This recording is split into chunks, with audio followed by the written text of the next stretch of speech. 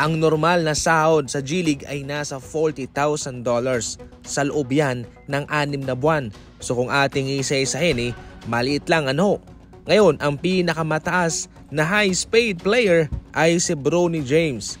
Siya'y sumasahod ng milyones mga idol. Siya ngayon nasa G-League ng Los Angeles Lakers na South Bay Lakers. Considering na pumirma siya ng 4-year deal, $7 million, siya ang pinaka-highest paid na manlalaro doon sa G-League. Ngunit ayon sa impormasyon, nasa kulelat naman siya patungkol sa stats. Hindi normal yung kontrata ni Bronny James. Siya ay pinili ng Los Angeles Lakers bilang kanilang 55th overall pick sa second round. At kaya yung mga ganyang kontrata minsan 2-week contract, madalang lamang na mabigyan ka ng milyones na kontrata dyan at guaranteed pa. Ngayon itong kay Bronny James, 4 na taon kaagad, 7.9 million. Guaranteed lahat yan mga idol. Sa kanyang pananatili sa G-League ng Los Angeles Lakers na South Bay Lakers ay naging roller coaster ang kanyang paglalaro doon. So far, hindi pa siya nagkaroon ng breakout performance doon mga idol. Given na G-League yun, kaya siguradong makakasabay lang itong si Bronny James. Pero so far, wala pa siyang napa-impress doon.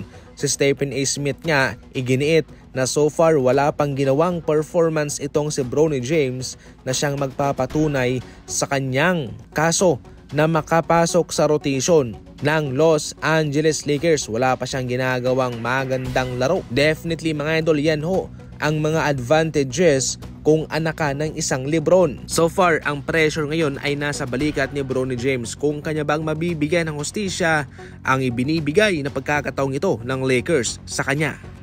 Samantala, sinagot naman ni Coach Steve Kerr ang katanungan kung bakit kanyang binigyan ng halos 8 minuto hanggang 9 na minuto na pahinga sa Stephen Curry sa kanilang laban kontra Brooklyn Nets. Ang diretsang sagot ni Coach Steve Kerr dito, ang normal naman daw talaga na minuto ni Stephen Curry ay 32 minutes. Swerte na nga lang daw sa mga nakarang laban ay mas mababa ang kanyang nilalaro at dahil yan sa magandang ipinapakitang performance ng kanyang second unit.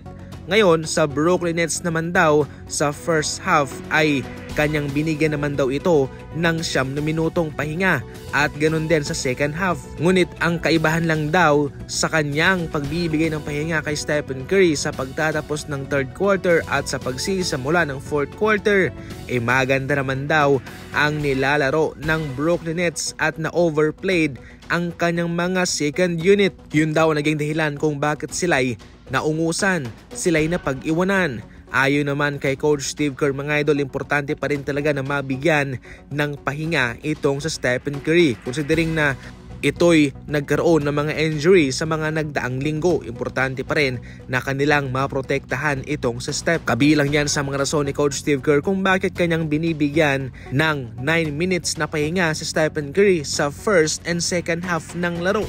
Siyempre, higit sa lahat, kabilang na yung rason na hindi na bumabata itong Stephen Curry. Bilang isang head coach, pinangangalagaan lang ni Coach Steve Kerr itong kanyang star player na si Stephen Curry.